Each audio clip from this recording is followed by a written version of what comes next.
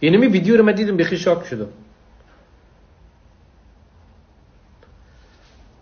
در استرالیا آمدی میگی من افغان هستم، سرود ملی افغان پلی میکنی.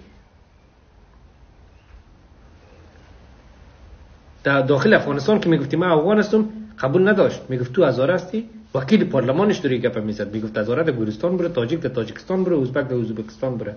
زیر اون مزه سرود ملی نزی بیرق شکریه تبسم 7 ساله را قطار مچی گردنش برید. طفل تازه پیدای هزاره را قد مرمی در پرکش زد. 500 دانه دختر هزاره را در غرب کابل زیر نمازی بیرق، زیر اون نمازی سرود ملی در انتخار انفجار کشتن.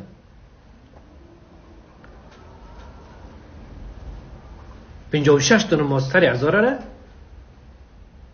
زیر اون نمازی سرود ملی نمازی بیرق که مردم آورده بود گل در اردوی ملی میداد به شهادت رسوندک. باز تو در استرالیا میای سرود ملی افغان پلی میکنی. تو وقتی این سرود ملی رو پلی میکنی که خودت خود از ریشه حذف میکنی، میگی من افغان هستم. حالا خو حرامزاده هستی.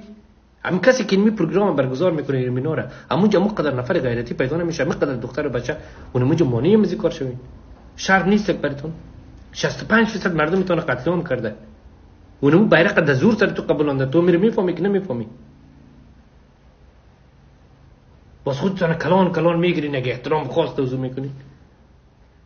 به خاطر اونمزی سرود ملی اینمزی بیرق یک دونه افغان حاضر نشد پایتخت سرزمین جان خود پیدا میکرد. باز تو میای در خارج از افغانستان هر روز گریه میکنی، بیرق بالا میکنی، سرود ملی رو پلی میکنی. باز در استرالیا چون نیاز داری، تو چی نیاز داری که اونم سرود ملی رو پلی کنی؟ تو وقتی میگی من افغان هستم خودت حرامزاده میکشی دیگه.